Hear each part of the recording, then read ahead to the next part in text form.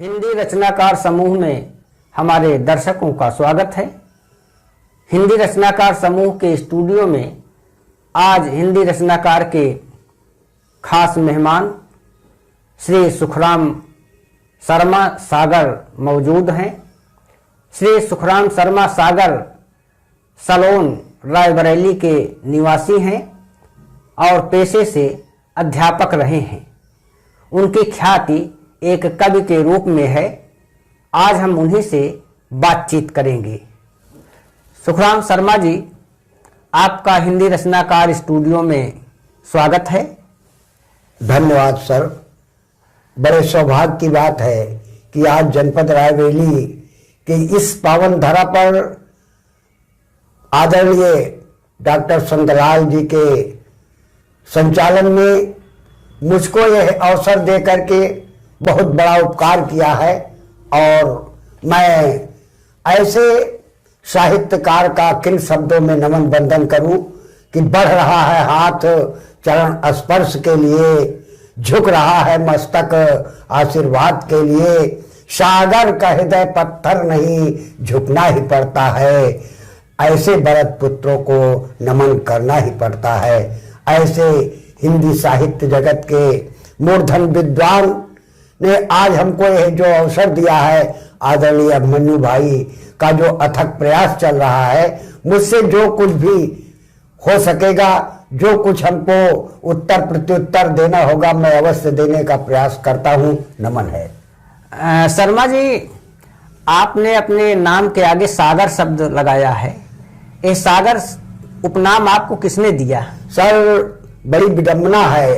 प्रकृति का नियम बड़ा अनूठा है। मैं क्या कहूँ, मैंने अपनी जब जीवन काल के शैक्षिक परिवेश में रहा, चूंकि मैं पेशे से अध्यापक था जी, और प्राइमरी से लेकर जूनियर तक जब गया तो बीच बीच में लोगों के प्रोत्साहन में जो दो चार लाइन पढ़ता था जी, तो हमारे साथीगण पता नहीं किस मूड में आकर के हमको सागर कहने लगे और सागर कहने लगे। तब तक वहां तक तो सागर ही था, लेकिन उसके बाद जब हमारा रिटायरमेंट हो गया, रिटायरमेंट के बाद सर मैं जब घर पर बैठा तो मन में एक उद्गार आया कि अब अपने माता पिता के जो सत्कर्म होते हैं, जो पिंडदान का कर्म होता है, उस पिंडदान कर्म के लिए मैं जब प्रस्थान किया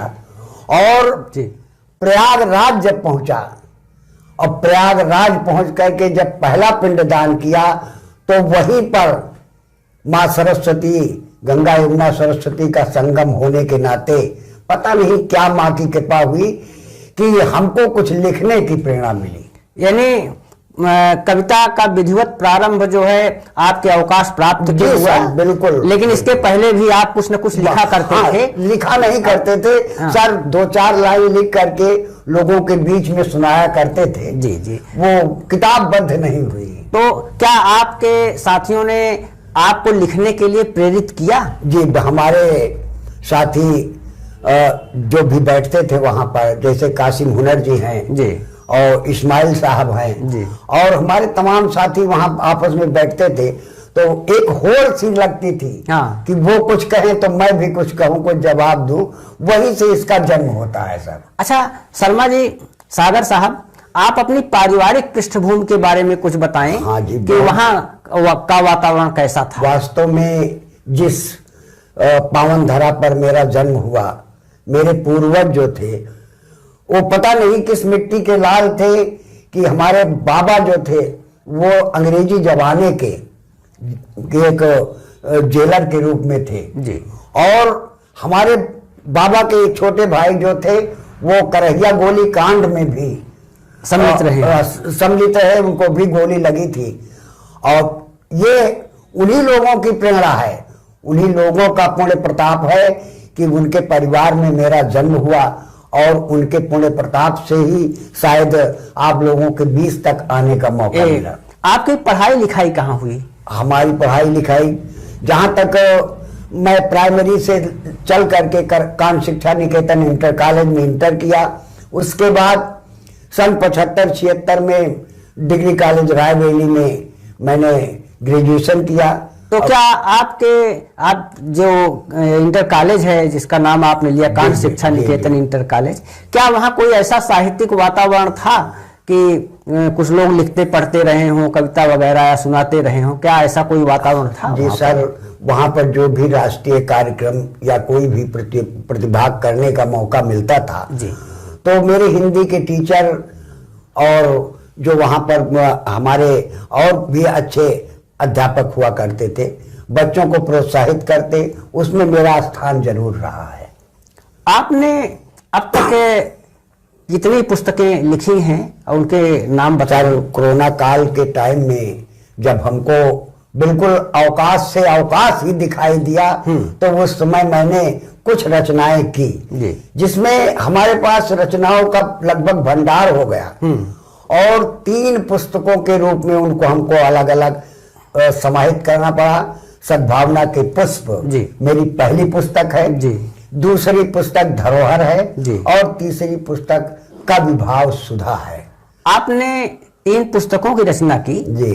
तो ये बताएं कि आपका जो कविता का विषय है वो क्या क्या है?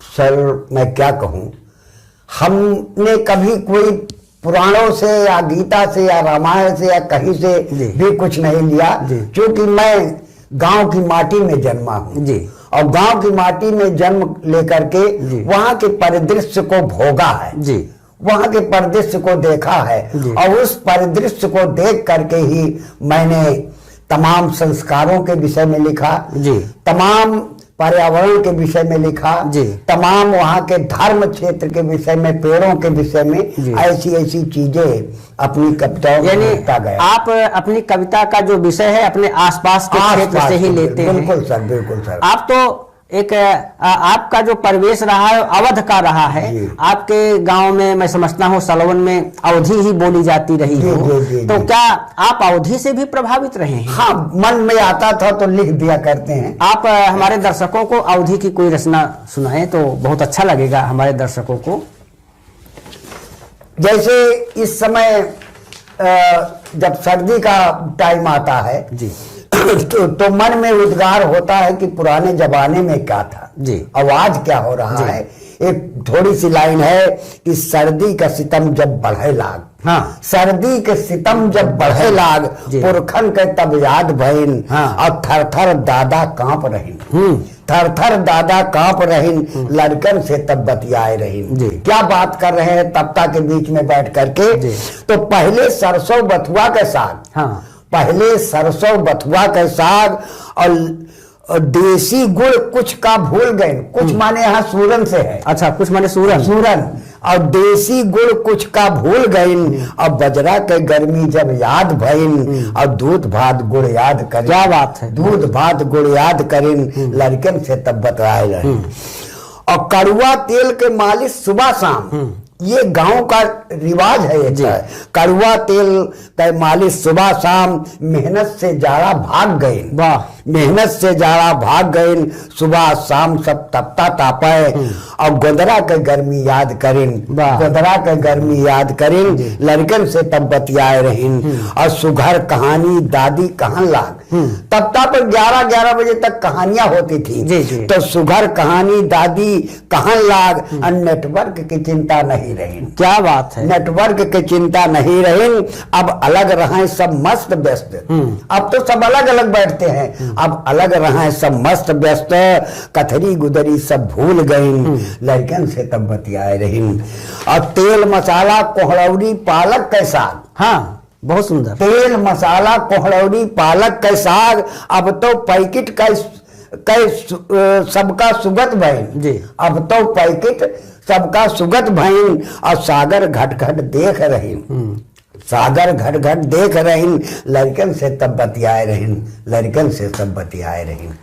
ये इस तरह की बहुत सुंदर कविता आपने हमारे दर्शकों को सुनाया, और ये अवधी में है। और आपने जो आजकल अवधि के शब्द विलुप्त होते जा रहे हैं, जी। कोहड़ौरी है, एक शब्द आपने गोंदरा का प्रयोग किया, जी। तो हमारे दर्शकों को बताएं इसमें गोंदरा क्या चीज जी है? सर, हमारे जैसे गांव में पैरा होता है, धान का पुआल होता है, हाँ। और जो आज ये रजाई और रुई वगैरह चल रही है, हाँ। इससे 100 गुना गर्मी उसमें होती है सर। अच्छा। अब उसको बंडल बांध करके बिस्तर के रूप में 3.5 जितनी लंबाई होती है वो इकट्ठा करके लगा दिया जाता है। उसको अगर चारपाई पर बिछा लेते थे लोग, तो जमीन में भी बिछा लेते थे तो कहीं ठंडी नामो निशान नहीं दिखाई पड़ता था और चैन की रात बीतती थी। आपने इस कविता में अपने बचपन को याद किया है कि बचपन में कैसे नेटवर्क की चिंता नहीं रहती थी, कोहड़ौरी खाते थे हम लोग। उस समय और आज के परिवेश में क्या अंतर आप पा रहे हैं? सर, अब वास्तव में अगर देखा जाए तो आज हर परिवार क्यों विडंबना का शिकार हो रहा है, क्यों हर परिवार चाहे जितना कमा रहा हो उतना ही खर्च क्यों हो रहा है? क्योंकि हम पुराने रीति रिवाजों को भूल गए हैं जिसमें पैसा नहीं लगता था।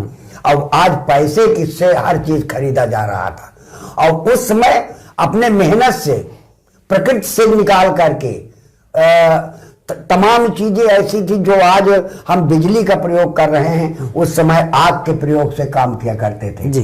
तो पैसा तो लगेगा ही सर जी, जी। इसलिए हम आपको सोचना होगा कि आत्मनिर्भरता कैसे आएगी। अगर हम दूसरे पर निर्भर रहेंगे, सरकार पर निर्भर रहेंगे, तो ना तो पर्यावरण हमारा बचेगा और ना हमारा जो पैसा है वो बचेगा। आपने भली करी जो पर्यावरण की जब हमारे सर ने चर्चा की है जी, तो मुझको एक टाइम में याद आया, लिखना पड़ा परहित मेरा जीना मरना। क्या एक वृक्ष जो है वो कह रहा है कि परहित मेरा जीना मरना, फिर भी मुझको काटा जाता। क्या बात है। फिर भी मुझको काटा जाता, दुख सहकर कुछ ना बोलना, दुख सहकर कुछ ना बोलना, मेरा है इतिहास बताता। परहित मेरा जीना मरना, फिर भी मुझको काटा जाता।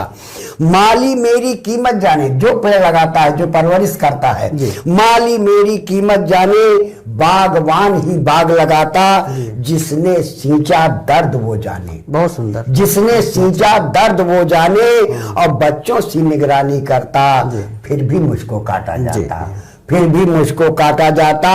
वन उपवन की शोभा मुझसे, वन उपवन की शोभा मुझसे, और फल फूलों से घर भर जाता। बहुत सुंदर। फल फूलों से घर भर जाता, आता काम सभी के निस्दिन, आता काम सभी के निस्दिन, ऑक्सीजन दे प्राण बचाता, फिर भी मुझको काटा जाता, फिर भी मुझको काटा जाता।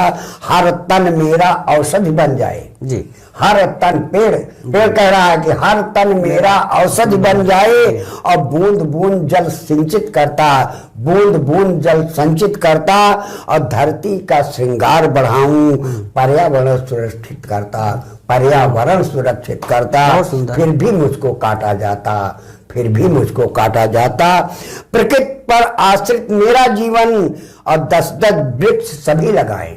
बहुत सुंदर। प्रकृति पर निर्भर सबका जीवन जो है प्रकृति पर ही निर्भर है, तो प्रकृति पर आश्रित सबका जीवन, 10-10 वृक्ष सभी लगाए, यदि मानव करुणा सागर बन जाए, यदि मानव करुणा सागर बन जाए, और दिल मेरा भी भर जाता, दिल मेरा भी भर जाता, फिर भी मुझको काटा जाता, फिर भी मुझको काटा जाता। ये मेरी वेदना है। प्राचीन काल में मुल्ला दाऊद से लेकर के, जायसी से लेकर के, सुखदेव मिश्र से लेकर के, आचार्य महावीर प्रसाद द्विवेदी, निराला, एक लंबी श्रृंखला रही है। तो इन सब में आपके प्रिय कवि कौन हैं? अब जी सर, ये तो बहुत पुराने कवि है। मैंने एक बार 2 बार अपने विद्यालय में जब वार्षिक उत्सव होता था जी, तो डॉक्टर शिव बहादुर सिंह भदौरिया, क्या बात है, क्या बात, वहां पर जाते थे तो मैंने उनकी एक रचना सुनी थी, एक लाइन याद है। हाँ हाँ। कि जी जी कर मैं मरना सीखा, पता नहीं ऐसी कोई लाइन है। जी जी कर मरना सीखा। हाँ हाँ हाँ। अच्छा, तो वो उनसे मैं बहुत प्रभावित हुआ। तो क्यों आप उनको क्यों पसंद करते हैं? अब चूंकि वो डायरेक्ट दिल पर चोट करने वाली बात कहा करते। मतलब कविता ऐसी होनी चाहिए, हाँ, कभी ऐसा होना चाहिए जी। जो सीधे दिल पर चोट दिल करे। पर चोट करे, अरे। लोगों को एहसास हो कि हाँ वो शब्द का बाढ़ चल रहा है। अच्छा अच्छा, जी। आगे आपकी क्या योजना है वो लिखने की? कोई और कुछ लिखना चाहते हैं क्या? सर, योजना क्या, जब 3 पुस्तकें हमारी बन गई, तैयार हो गई, जी। तो हमको कुछ दिक्कत महसूस हुई, और उस दिक्कत का निवारण हमारे डॉक्टर संतलाल जी और रसिक किशोर नीरज जी वगैरह मिल करके, मैं उन लोगों को किन शब्दों में बधाई दूं कि मैं जानना चाहेंगे आपसे कि आप इतना लिखते हैं, लोगों को सुनाते हैं, जी। क्या आप मंचों पर भी कभी कविता पढ़ने के लिए गए हैं?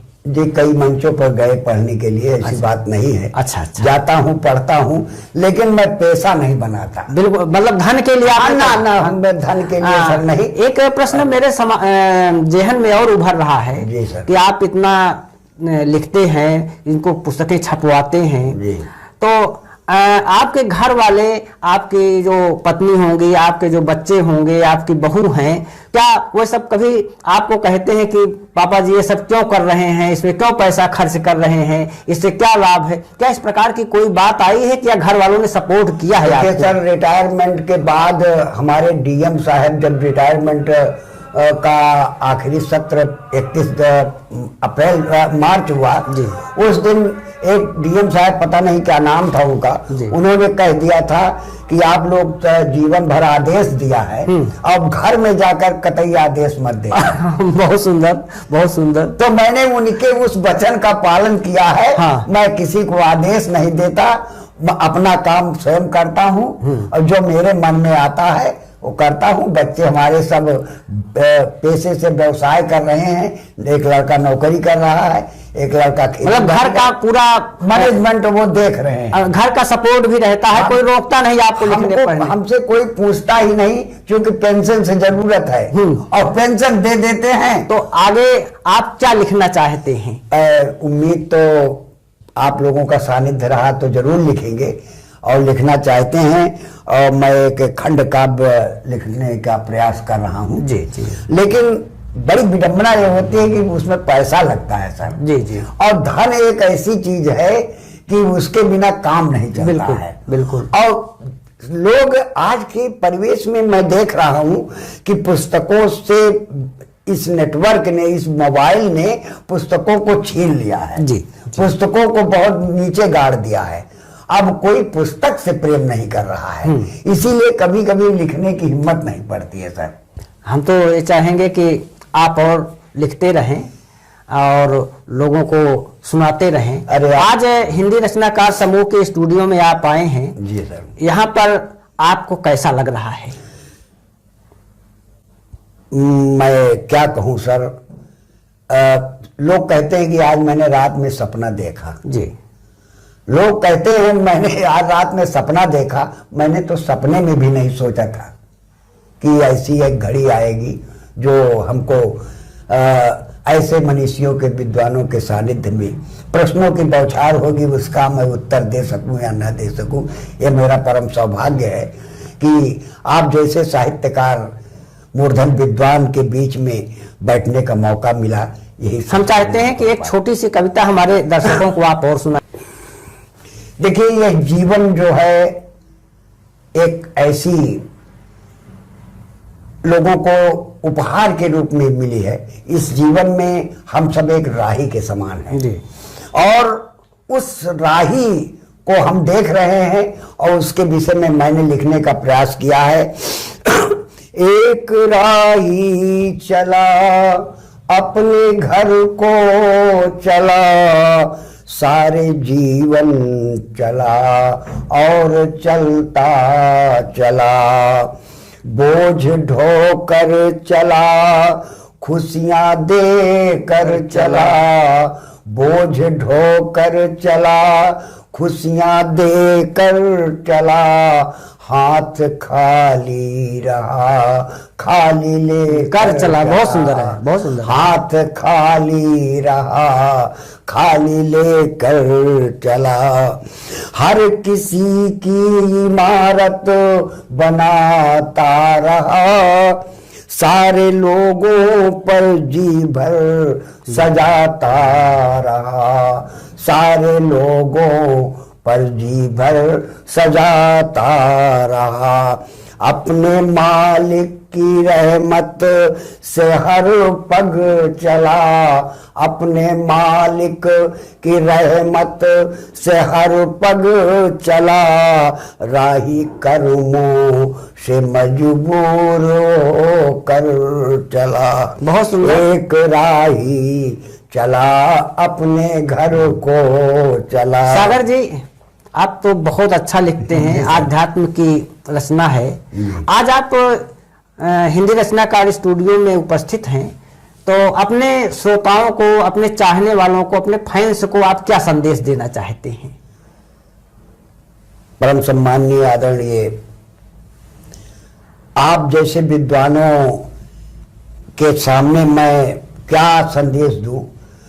मैं यही चाहूंगा कि हिंदी हमारी मातृभाषा है जी, और इसी मातृभाषा को कहते हैं कि अभिमन्यु माँ के पेट से हिंदी सीखा। जी, बच्चा जब पैदा होता है तो कहाँ कहाँ की आवाज उसके मुंह से तुरंत बिना सिखाए निकलती है। जी।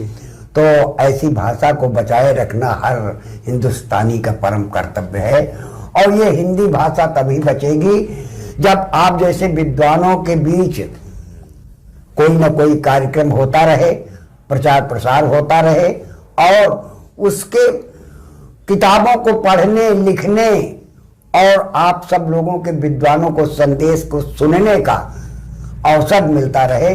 यही मेरी आप सबसे गुजारिश है कि आप लोग लगे रहें। आप लोगों सब समाज को अगर जीवंत रखना चाहते हैं तो हिंदी को कतई नहीं छोड़ना है। ये थे श्री सुखराम शर्मा सागर, जो हिंदी रचनाकार समूह के स्टूडियो में बातचीत कर रहे थे, अपने बारे में, अपने साहित्य के बारे में बता रहे थे। उन्होंने यह भी कहा कि हिंदी को बचाने के लिए हम सबको आगे आना पड़ेगा, पर्यावरण को बचाने के लिए हम सबको आगे आना पड़ेगा।